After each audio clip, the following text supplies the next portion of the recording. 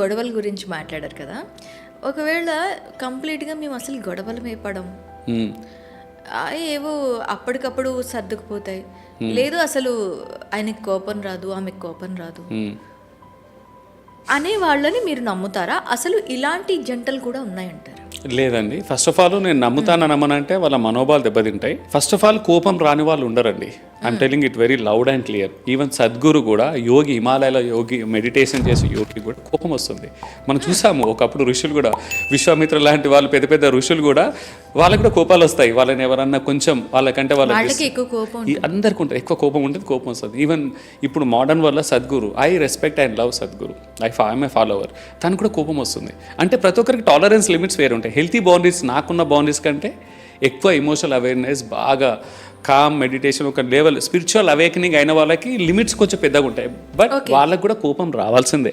ఒకవేళ కోపం రావట్లేదంటే దే ఆర్ లయింగ్, అబద్ధమాడుతున్నారు, లేదా they are suppressing their emotions. కావాలని బయటికి చూపించడానికి వాళ్ళకు వచ్చే, ఇప్పుడు కోపానికి వచ్చే ట్రిగ్గర్స్ ఉంటాయి కదా, వాటిని అణిచివేసుకుంటున్నారు. అది మంచిది కాదు వాళ్ళ ఇమోషనల్ హెల్త్కి. బై ద వే అండి, కోపానికి ఒక బ్యాడ్ నేమ్ ఇచ్చాం, ఒక నెగిటివ్ స్టిగ్మా ఇచ్చాం. కోపిస్తే కోపం రాకూడదు అనేది. కోపం రావడం అనేది ఒక natural basic life survival instinct అండి. రావాలి, అది ట్రిగ్గర్. అది ఇప్పుడు మనకు తుమ్ములు ఎందుకు వస్తాయండి?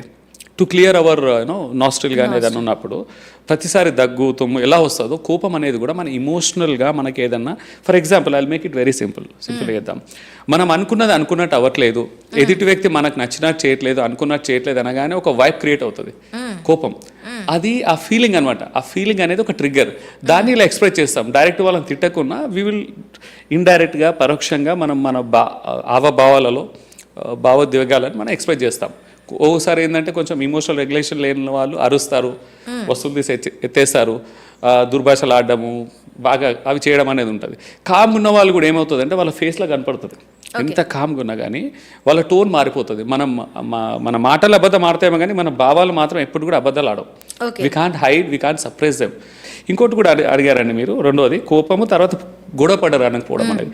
గొడవలు ఖచ్చితంగా పడతారండి. ఒకవేళ పడట్లేరంటే వాళ్ళు ఈధర్ అబద్ధం ఆడుతున్నట్టు, లేదా వాళ్ళు ఎంత కోపం వచ్చినా గొడవల కారణం ఉన్నా సప్రెస్ చేసుకో, అంటే అడ్జస్ట్ అవ్వడము, సర్దుకుపోవడం అనేది అవుతుంది. కానీ ఏదో ఒక స్టేజ్లో అది బస్ట్ అవుతుందండి. 1 year తర్వాతనో 6 months తర్వాతనో అవుట్ బస్ట్ అవుతుంది, బాగా పెద్దగా ఎక్స్ప్లోడ్ అవుతుంది, ఓల్ క్యానో లాగా ఎక్స్ప్లోడ్ అవుతుంది.